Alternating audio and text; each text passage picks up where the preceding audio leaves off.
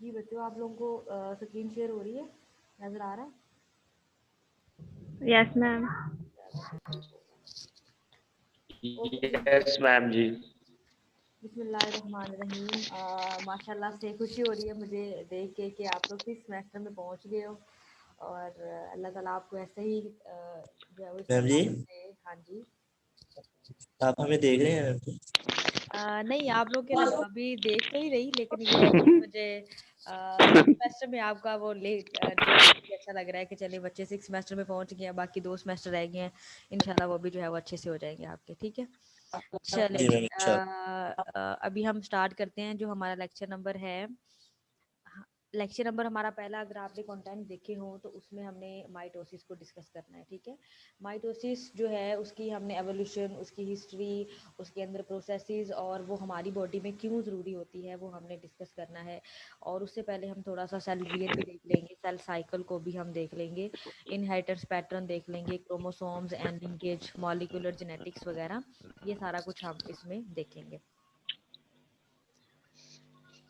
सबसे पहले अगर आपको जो है सेल साइकिल देखेंगे तो सेल साइकिल क्या होता है, ये एक पीरियड होता है, एक दो डिवीजन्स के दरमियान में एक पीरियड होता है, cell division is called the cell cycle. जैसे माइटोसिस और मियोसिस के दरमियान जो पीरियड होता है उसे हम सेल साइकिल बोलते हैं। सेल साइकिल जो होता है describe the cyclic sequence of events. बच्चों अपने आप को म्यूट करो, आपकी आवाज़ें आ रही हैं।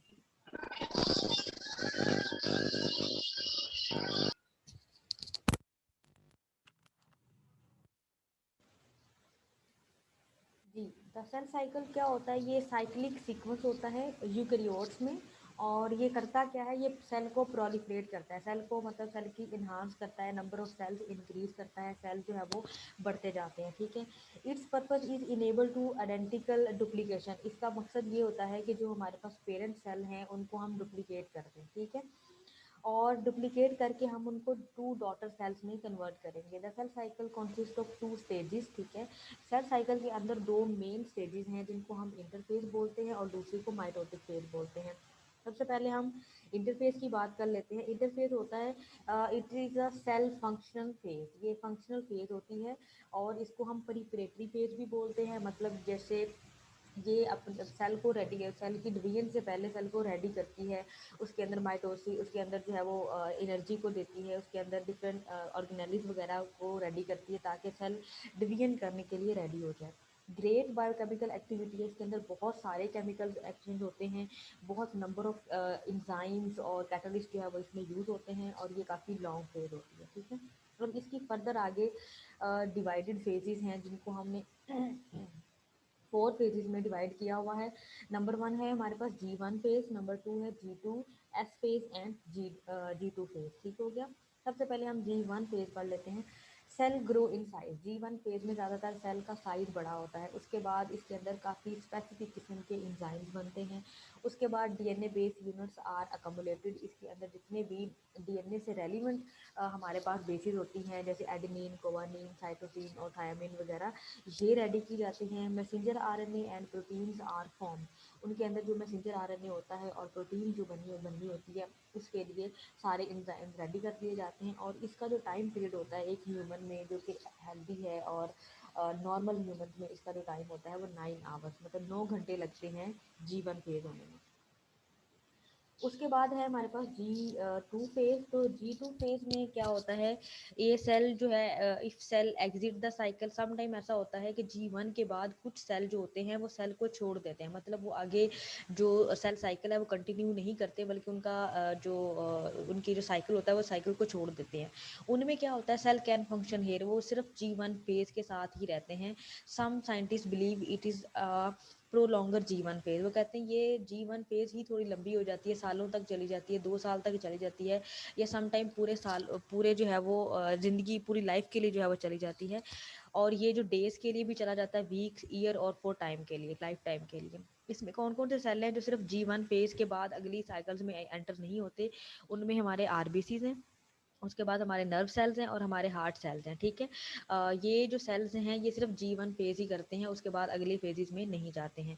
It depends on the need of organism, ये इंसान की नीड पे भी डिपेंड करता है कि वो सेल कितनी देर के लिए G0 फेज में रहते हैं। G0 का मतलब ये है कि वो अगली साइकिल में इन्वॉल्व नहीं है। उसके बाद आ जाती है एस फेज। तो एस फेज में डीएनए रेप्लिकेट होता है। जैसे आपने डीएनए रेप्लिकेशन पढ़ी है, एक डीएनए से दूसरा डीएनए, उसमें भी आपने डिफरेंट मॉडल्स पढ़े थे, सेमी कंजर्वेटिव मॉडल, जो है वो कंजर्वेटिव मॉडल, डिस्पर्सिव मॉडल, उसके जरिए ये डबल हो जाता है डीएनए। ट्रांसक्रिप्शन होती है, ट्रांसलेशन होती है। अब आपको पता है ट्रांसक्रिप्शन में होता है डीएनए से आरएनए का बनना, और ट्रांसलेशन होती है आरएनए से प्रोटीन का बनना। Chromosomes become double. अब जाहिर है जब डीएनए डबल हुआ है तो क्रोमोसोम भी डबल हो जाएंगे, और इसके लिए हमें चाहिए होता है टाइम 10 घंटे। G2 फेज में क्या होता है, energy stored for chromosomes movement, जो हमारे पास एटीपी होती है उसको स्टोर कर लिया जाता है ताकि वो क्रोमोसोम्स की मूवमेंट करवा सके। उसके बाद स्पेसिफिक प्रोटीन्स बनाई जाती हैं, RNA and microtubules are formed, ठीक है। ऑर्गेनेलिज रेप्लिकेट करती हैं। ऑर्गेनेलिज में अब क्या आ जाता है, हमारे पास आ जाते हैं गोल्जी आ जाता है, एंडोप्लाज्मिक रेटिकुलम आ जाता है, उसके अलावा माइटोकॉन्ड्रिया आ जाता है, डिफरेंट नंबर ऑफ ऑर्गेनेलिज आ जाती हैं। इसके लिए जो हमें टाइम चाहिए होता है वो 4.5 आवर्स, मीन के 4.5 घंटे इसके लिए हमें चाहिए होते हैं। ये देखिए, ये सबसे पहले है हमारे पास ये माइटोटिक डिवीजन। इसमें हमारे पास वो होगी प्रोफेज, एनाफेज, मेटाफेज, जो है वो टीलोफेज, ये इसके इतने से प्रोसेस के अंदर होगी। बाकी ये वाला जो टाइम है ये सारा इंटरफेज के लिए, ठीक है, हो गया। इसमें हमारे पास सिंथेसिस, ये देखो डिफरेंट आपको, ये सबसे पहले हमारे पास G1 फेज है, ठीक है। ये हमारे पास आ जाती है एस फेज, और ये हमारे पास आ जाती है G2, ठीक है, गैप 2 फेज। ये आपको एस फेज का मतलब सिंथेसिस फेज, G1 का ग्रोथ, ये सबसे लंबी ये है, ठीक है। उसके बाद थोड़ी छोटी ये है, और ये उसके बाद G2, और ये सबसे छोटी जो है वो एम फेज है। इसके अंदर माइटोसिस होती है, और इसमें भी दो आगे से हैं, साइटोकाइनेसिस और माइटोसिस। ओके, चेक पॉइंट्स कुछ होते हैं, जैसे आपको ये देखिए प्रीवियस पॉइंट में ये चेक पॉइंट्स नजर आ रहे हैं, ये वाला, ये जहाँ पे एरो खत्म हो रहा है वहाँ पे चेक पॉइंट है, ये वाला। इस तरह से जैसे हम लोग कहीं पे भी जाएं, ये जो टूल प्लाजा वगैरह होते हैं ये चेक पॉइंट्स होते हैं कि आपकी गाड़ी में या कोई ऐसी कोई चीज़, या वो आपको टूल टैक्स जो है वो देना पड़ता है। इस तरह से हमारी एक डिवीजन से अगली डिवीजन तक जाने के लिए भी चेक पॉइंट्स होते हैं कि आइदर जो इस डिवीजन का काम था, जो भी इसने काम करना था G1 ने, वो कंप्लीट हुआ है या नहीं। अगर वो कंप्लीट नहीं हुआ तो उस चेक पॉइंट से वो वापस आ जाती है कि पहले ये काम कंप्लीट करो, देन ही ये साइकिल G2 में जाएगा। अब चेक पॉइंट्स में हम देखते हैं, at each check points there are phase check points which ensure the completion of each phase. हर फेज की हमने चेक पॉइंट्स के पहले हमने ये देखना होता है कि वो फेज कंप्लीट भी हुई है या नहीं, या इनकम्प्लीट या अगली फेज में जा रही है। अगर वो इनकम्प्लीट होती है तो उसको दोबारा उसी फेज में भेज दिया जाता है कि वो अपना कंप्लीट साइकिल जो है वो कंप्लीट करके आए। उसके बाद completion of chromosome replication is check point between S and G2 phase, ठीक है। इसके दरमियान का हमने क्रोमोसोम की कंप्लीशन देखनी होती है, एस के दरमियान में और G2 के दरमियान में, ठीक है। ये इसके चेक पॉइंट्स है। अब हम आ जाते हैं ज़रा हिस्ट्री ऑफ माइटोसिस पे। तो सबसे पहले mitosis was first time discovered in frog, rabbit and cat cornea, ठीक है। कैट का जो कॉर्निया आई सेल्स होते हैं ना, वहाँ पे हमने इसको देखा था सबसे पहले 1873 में, ठीक है। उसके बाद हमारे पास पोलिश हिस्टोलॉजिस्ट है, उसको हम कहते हैं वेक्लॉ मेजल, ठीक है, डिस्क्राइब इन 1875। बट 1882 में एक जर्मन साइंटोलॉजिस्ट है ऑटो जो है वो Butschli might have claim the discovery of process of the mitosis that presently known. वो कहते हैं जो अभी तक हमें माइटोसिस का प्रोसेस पता है वो ऑटो जो है वो बुचली ने डिस्क्राइब किया था 1882 में, ठीक है। अब हम इनकी फर्दर फेजेस पढ़ लेते हैं कि फर्दर फेजेस में क्या है। It is the type of cell division which ensure the same number of chromosomes in daughter cells as in the parent. जैसे कि वो कहते हैं कि माइटोसिस का मतलब होता है जितने नंबर ऑफ क्रोमोसोम्स पेरेंट में है उतने ही number of chromosomes daughter cells में बन जाते हैं। वो बनने का तरीका क्या है, दो इसकी सब डिवीजन है फर्दर, कैरियोकाइनेसिस है और साइटोकाइनेसिस है, ठीक है। सबसे पहले हम देख लेते हैं कैरियोकाइनेसिस। कैरियोकाइनेसिस का मतलब होता है न्यूक्लियस की डिवीजन, ठीक है, न्यूक्लियस की डिवीजन।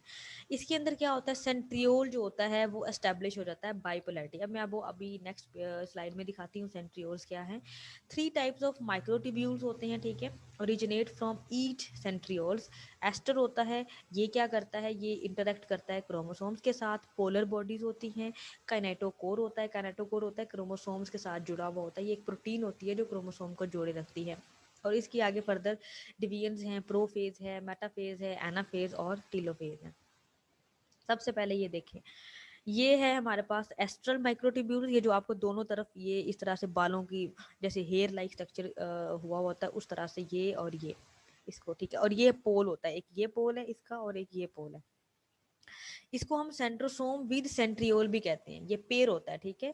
सेंट्रोसोम, इसको सेंट्रियोल भी कहते हैं। और ये देखिए जिस प्रोटीन ने क्रोमोसोम को जोड़ा हुआ होता है उस प्रोटीन को हम काइनेटोकोर प्रोटीन कहते हैं। और ये दोनों आपस में सिस्टर क्रोमाटिड्स होती हैं। और ये वाला आपस में नॉन सिस्टर क्रोमाटिड्स है, ठीक है।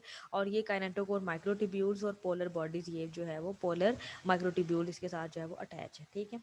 इसी तरह से ये स्ट्रक्चर जो है वो आगे कंटिन्यू होगा।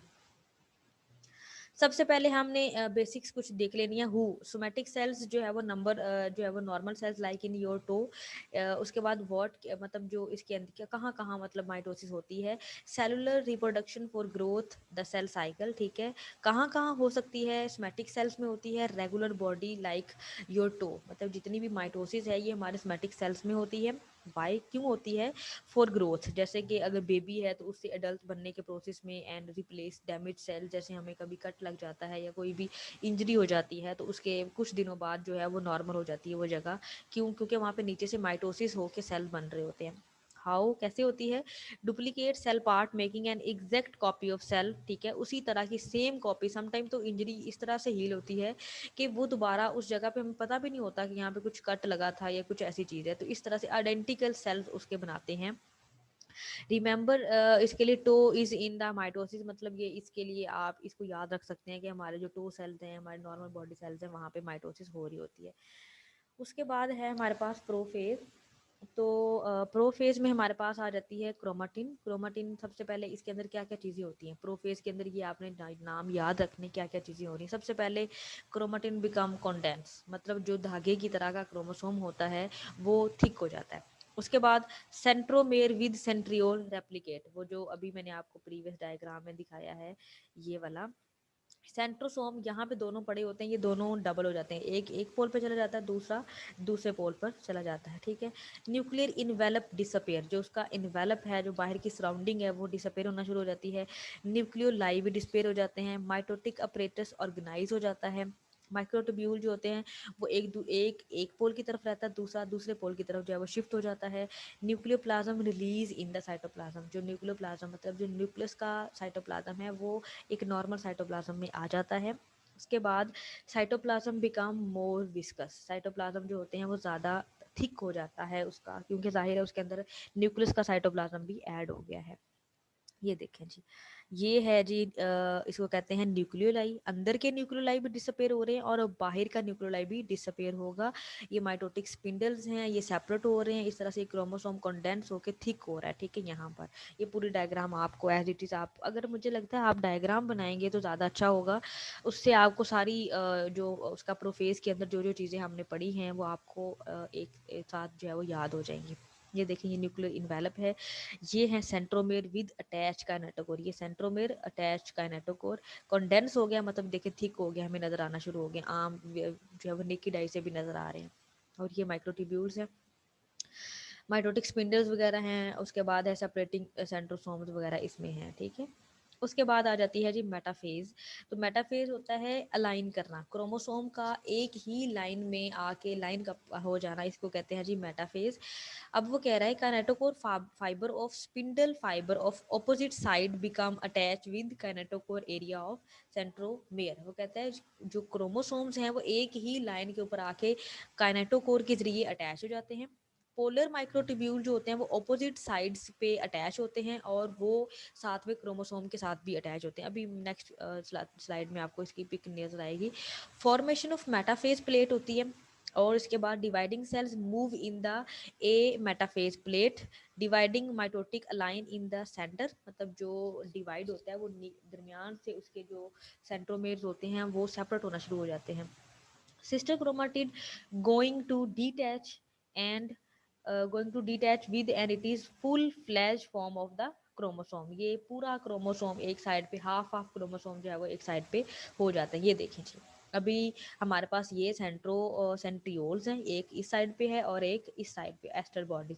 अच्छा, सेंट्रोल हम अंदर वाले को बोलते हैं और ये जो बाहर हमें हेयर लाइक स्ट्रक्चर्स मिल रहे हैं ना, इनको हम कहते हैं जी एस्टर बॉडीज। ठीक है, अब ये देखें, पहले ये जो क्रोमोसोम पीछे रैंडमली पड़े हुए थे, यहाँ पे ये देखें रैंडमली पड़े हुए थे, ये वाले क्रोमोसोम्स यहाँ पर आके बिल्कुल अलाइन हो गए एक ही जगह पे। ये वाला जो काइनेटोकोर है ये इस स्पिंडल फाइबर के साथ अटैच है, ये वाला काइनेटोकोर इस स्पिंडल फाइबर के साथ अटैच है। अब दोनों इधर से, एक इधर से इसको खींचेगा और ये इधर से इसको खींचेगा, तो ये दरमियान से टूट जाएगा, यहाँ से ये टूट जाएगा। ठीक है, ये अगले स्टेप में होगा। मेटाफेज में जस्ट इतना है कि मेटाफेज में ये वाले जो सेल्स हैं ये अलाइन होते हैं और काइनेटोकोर जो है वो इसके स्पिंडल फाइबर के साथ अटैच हो जाती है और ये बिल्कुल इस तरह से अलाइन फॉर्म में, और दोनों जो हमारे पास सेंट्रियोल्स होते हैं वो दोनों एक दूसरे की ऑपोजिट साइड्स की तरफ जो है वो मूव कर जाते हैं। नेक्स्ट हमारे पास जो फेज है वो है एनाफेज।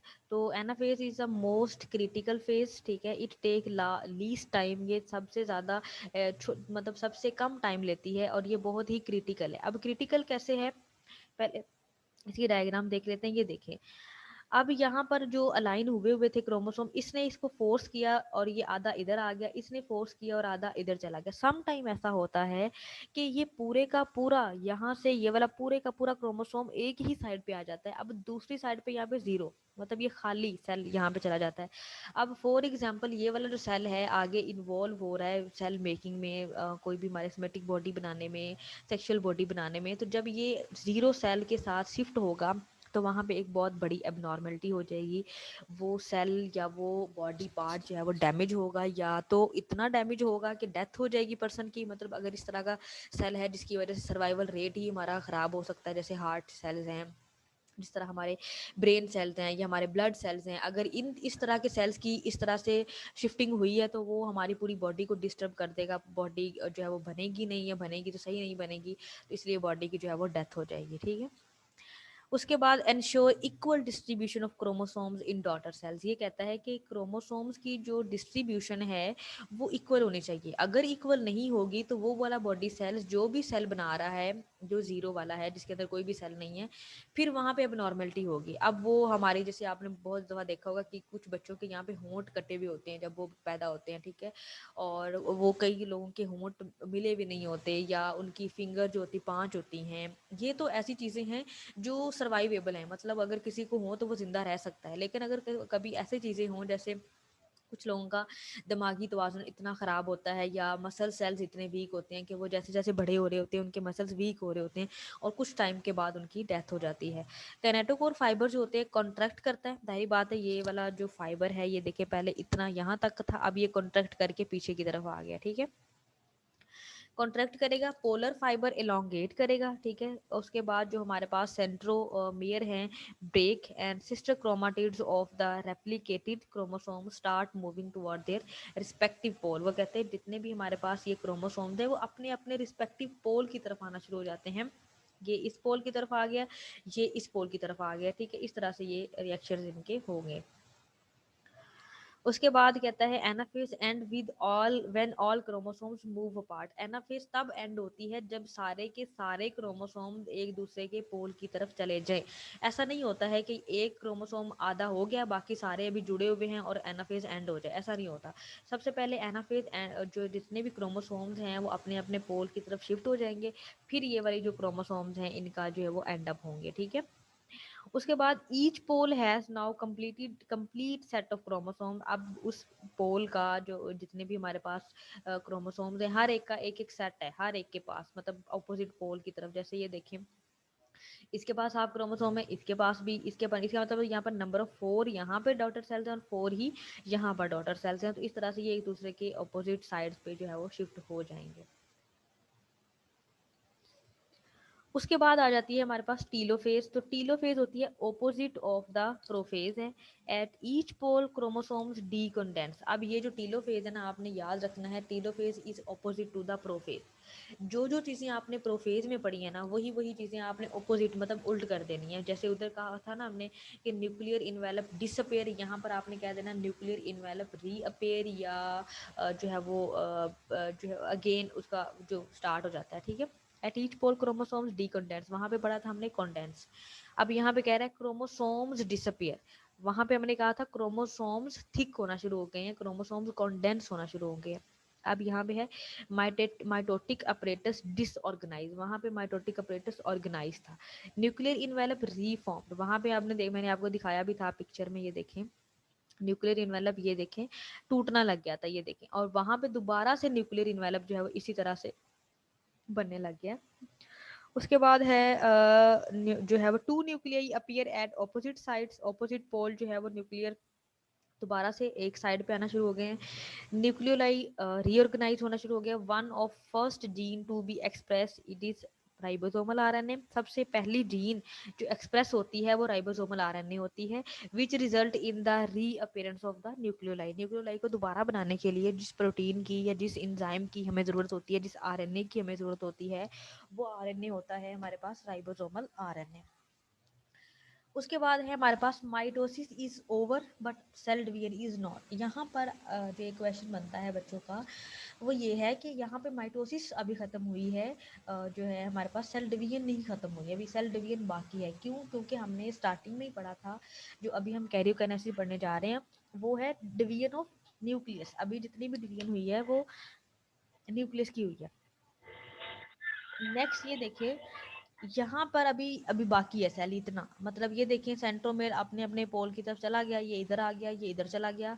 उसके बाद ये देखें पहले हमारे पास क्रोमोसोम डबल हुए पड़े थे, यहाँ पे जुड़े हुए थे, लेकिन अब ये देखें इधर इधर हो गए सारे, दो डॉटर सेल यहाँ पे बन चुके हैं। अभी भी एक चीज बाकी है, वो ये कि साइटोप्लाज्म की मिक्सिंग। साइटोप्लाज्म भी जब तक सेपरेट नहीं होगा तब तक हमारी पूरी सेल डिवीजन कंप्लीट नहीं होगी। तो ये देखें जी, अभी तो हम इसका ज़रा ओवरव्यू कर लेते हैं कि ओवरव्यू क्या है। सबसे पहले हमने पढ़ा G1, इसमें सेल की ग्रोथ होती है, देखिए न्यूक्लियस बड़ा हो गया थोड़ा सा। उसके बाद डीएनए चेक पॉइंट, ये देखिए ये चेक पॉइंट पड़ा हुआ यहाँ पे। अब ये अगला जो स्टेप है वो है एस फेज, ठीक है। यहाँ पे डीएनए की रेप्लिकेशन होती है, डीएनए डैमेज चेक पॉइंट। यहाँ पे अगर फॉर एग्जांपल डीएनए डैमेज हो गया किसी वजह से, कोई अल्ट्रासाउंड की वजह से, कोई बॉडी में कोई हमने डाइट अच्छी नहीं ले रहे उस वजह से, कोई टेंशन है, कोई एसिडिक चीज़, फूड पॉइजनिंग टाइप हमने कुछ खा लिया है, तो उस वजह से हमारा डीएनए डैमेज हो जाता है सम टाइम। तो जब तक डीएनए दोबारा से सही नहीं हो जाता, रिकवर नहीं हो जाता, वो एस फेज से आगे नहीं जा सकता, ये चेक पॉइंट है। उसके बाद ये G2 फेज है। G2 फेज में आपको पता है सेल रेडी हो रहा होता है, उसकी ऑर्गेनेलिक बन रही होती है, एनर्जी वगैरह बन रही होती है। तो यहाँ पर भी वो कहता है डीएनए डैमेज चेक पॉइंट। तीनों जगहों पे हमने डीएनए डैमेज चेक पॉइंट देखना है। ये हमारी बॉडी में ऑलरेडी बड़ा हुआ होता है, इसको डिफरेंट एंजाइम्स डील कर रहे होते हैं और ये चेक करता है कि हमारा डीएनए सही है या नहीं। जब यहाँ से इंश्योर हो जाता है कि डीएनए ठीक है, देन वो अगली फेज में शिफ्ट हो जाता है। उसके बाद ये देखें यहाँ पे आ जाती है एम फेज। तो एम फेज के बाद ये वाले स्टेप स्टार्ट होते हैं, टीलोफेज वगैरह, मेटाफेज, और इस तरह से ये सेल जो है वो कंटिन्यू करता रहता है। ये ज़रा ओवरव्यू था जितना अभी हमने पढ़ा है।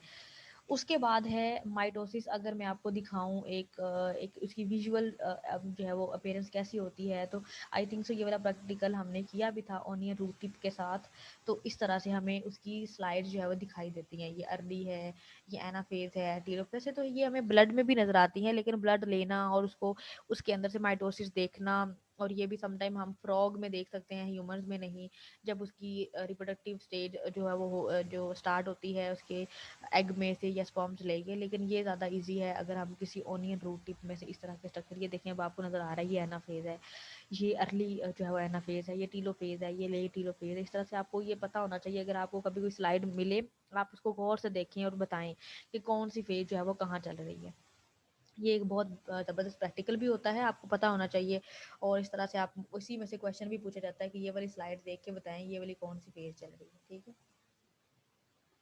अच्छा, ये इस तरह से हमें नज़र आता है पूरी। जब माइक्रोस्कोप के नीचे हम देखते हैं तो माइक्रोस्कोप में हमें ऐसा नज़र आता है। फॉर एग्जांपल मैंने किसी एक को फोकस किया हुआ है, फॉर एग्जांपल ये वाली, इसको मैंने फोकस किया हुआ है। तो आप मुझे देख के बताएं कि ये कौन सी फेज चल रही है। आई थिंक ये जो है वो सबसे अर्ली प्रो फेज है। ये देखिए आपको क्रोमोसोम बड़े एक दूसरे के साथ डीकंडेंस हुए हुए हैं, ठीक है। अगर मैं आपसे ये वाली फेज पूछूं तो आप कह सकते हैं ये टीलो फेज है, क्योंकि ये देखिए सेपरेट हुए पड़े हैं दोनों सेल्स, ठीक है। ये वाली भी सेल टीलो फेज है। तो आपने इस तरह देख के मुझे बताना है, और जब आप स्लाइड्स देखो तो आपको पता होना चाहिए कौन सी जगह पे कौन सी फेज चल रही है। उसके बाद आ जाती है साइटोकाइनेसिस। तो साइटोकाइनेसिस होती है साइटोप्लाज्म की डिवीजन। अभी जितना भी हमने पढ़ा वो पढ़ी हमने उसकी डिवीजन उसकी सॉरी न्यूक्लियस की डिवीजन, और अभी हमने जो पढ़ रहे हैं वो है साइटोप्लाज्म की डिवीजन। एस्ट्रल माइक्रोट्यूब्यूल जो है वो send signals to the equator. जो उसके आउटर साइड का जो वो उसका एनवेलप होता है वो इक्वेटर को सिग्नल सेंड करता है to region of the cell membrane, ठीक है। Actin and myosin become activated वहाँ पे, क्योंकि जाहिर है आपको पता है एक्टिन और मायोसिन क्या करती है, कॉन्ट्रैक्शन और रिलैक्स करती है। तो इसने अब कॉन्ट्रैक्ट होना है, contracting this lead to cleavage. वो जो दरमियान में फरो बनती है ना, उस फरो को बनाने के लिए ये कॉन्ट्रैक्शन होती है। सबसे पहले किसकी कॉन्ट्रैक्शन होती है, एक्टिन और मायोसिन की कॉन्ट्रैक्शन होती है, विच डीपन, वो ऐसा ऐसा डीप होती जाती, डीप होती जाती, इतनी डीप होती है कि वो सेल एक सेपरेट हो जाता है बिल्कुल वहां से, centre of the cell, dividing it into two daughter cells. वो पूरा एक सेल बना हुआ होता है और उसको दरमियान से पहले वो जिसे पिंच करते हैं, जैसे एक बार हमारे पास बलून है ना, बलून को दरमियान से हम लोग पकड़ लें, अपने हाथ से पकड़ लें या धागे से, तो वो दो बन जाते हैं हमारे पास। उस तरह की आप उसको एग्जांपल दे सकते हैं यहाँ पे क्लीवेज फरो की तरह। This is the final stage of mitosis. ये जो साइटोकाइनेसिस है ये है। अब ये देखिए, ये हमारी पूरी माइटोसिस हुई। अब ये होगा, यहाँ पे हमारे पास एक्टिन और मायोसिन पड़ी हुई है, ये कॉन्ट्रैक्ट होगी, और ये जितनी चारों तरफ से, ऊपर से भी नीचे से भी, साइड से भी कॉन्ट्रैक्ट होंगी, और ये कॉन्ट्रैक्ट होते होते ही बिल्कुल इसके एंड तक मिल जाएंगी। और जब ये एंड पे मिल जाएंगी तो इस तरह से सेल जो है वो दोनों सेल सेपरेट हो जाएंगे, और सेपरेट होने के बाद वो एक न्यू स्टेज ऑफ सेल जो है वो बन जाएगी, ठीक है। अब जी हमारे पास पर्पस क्या है, क्यों ज़रूरी है माइटोसिस करना, माइटोसिस किस लिए ज़रूरी है, कहाँ कहाँ इसका रोल आता है। तो माइटोसिस जो है वो इसलिए ज़रूरी होती है, maintain of the chromosomal set, each cell equal number of the chromosomes, जैसे कि फॉलोइंग चीज़ें जो है वो बता रही, development and growth, the number of cell within an organism increase by mitosis, number of cell increase करने के लिए, सेल को इनलार्ज करने के लिए, जाइगोट से पूरी बॉडी बनाने के लिए, development of multicellular body by single cell, एक सिंगल सेल से पूरी मल्टीसेलर बॉडी बनाने के लिए हमें माइटोसिस की ज़रूरत होती है। उसके बाद सेल रिप्लेसमेंट और रीजनरेशन, जैसे बॉडी पार्ट अगर किसी का लॉस हो गया किसी वजह से, तो उस डैमेज बॉडी पार्ट को बनाने के लिए, मतलब रिप्लेस करने के लिए बनाया जाता है। और स्टार फिश में ये चीज़ रीजनरेट करने के लिए होती है। उसके बाद जो है वो सेल जितना भी हमारी बॉडी में स्लग ऑफ होता है, कोई वेस्ट मटेरियल है, जैसे हमारे ब्लड सेल्स हैं, वो 4 महीने बाद ब्लड सेल की डेथ हो जाती है। अब वो जो ब्लड सेल न्यू बनना होता है वो भी माइटोसिस के जरिए बनना होता है। एसेक्सुअल रिप्रोडक्शन में क्या होता है, some organisms produce genetically similar, ये सिमिलर ऑफस्प्रिंग जो है बनाने के लिए, कॉलोनी बनाने के लिए हाइड्रा जैसे प्रोड्यूस करता है बडिंग के जरिए। और the cell at the surface of the hydra undergo mitosis, ये जितने भी हाइड्रा के सेल्स होते हैं माइटोसिस के जरिए, जितनी भी कह लो कि एसेक्सुअल रिप्रोडक्शन होती हैं वो माइटोसिस के जरिए ही होती हैं। Tissue culture for making million of copies of the cell और टिश्यूज, जितने भी हमने टिश्यू कल्चर में देने होते हैं। क्लोनी बनाने में, क्लोन इस ग्रुप ऑफ सिमिलर सेल्स, ठीक है, जैसे हमने एक ही जैसे क्लोन रेडी किए हुए होते हैं, सिमिलर एनिमल, एक दूसरे से मिलते जुलते एनिमल, बिल्कुल डिट्टो कॉपी एक दूसरे के, ठीक है। Mitosis help to make them, cancer is abnormal case of mitosis, अगर किसी को कैंसर होता है, ब्लड कैंसर है या कोई स्किन कैंसर है, ये भी एक माइटोसिस की टाइप है, लेकिन ये एबनॉर्मल माइटोसिस की टाइप है, मतलब इसमें एबनॉर्मली ग्रोथ करता है हमारा सेल, और इतना ग्रोथ कर जाता है कि जितनी हमें ज़रूरत भी नहीं होती है, ठीक है। और फिर वो पार्ट या वो बॉडी पार्ट काटना पड़ जाता है, और अगर कभी किसी को ब्लड कैंसर हो तो उसका ब्लड पूरा का पूरा रिप्लेस करना पड़ता है। और उसके अलावा क्या है, एक्सटिंक्शन रेट इज़ हाई, ऐसे लोग जो जिनकी जो क्लोनिंग के जरिए प्रोड्यूस होते हैं उन वो जल्दी ही एक्सटिंक्ट हो जाते हैं, मतलब उनका सर्वाइवल रेट इतना ज़्यादा नहीं होता है, ठीक है। तो बच्चों ये था हमारा आज का टॉपिक सारा, जिसमें हमने माइटोसिस को डिस्कस किया, ठीक है। और उसके बाद हमने सारी उसकी पर्पस वगैरह और उसके साइटोकाइनेसिस की चीज़ों को डिस्कस किया। और कुछ पूछना है जी बच्चों, किसी और ने पूछना है? ये किधर है, फातिमा वहीद और मिस्टर जीशान, ये मोहसिन अली कौन है, ये तो बताइए ज़रा मुझे। मैम जी ये सना है। अच्छा सना। बच्चों अपने नाम से ऐड हुआ करो, क्योंकि ये मैंने इसी के बेस पे ना वो अटेंडेंस लगानी होती है, तो फिर मैंने कहा मैं तो परेशान हो गई, ये कौन आ गया मोहसिन अली मेरी क्लास में। नहीं वो मैंने, मेरा मोबाइल ठीक नहीं था।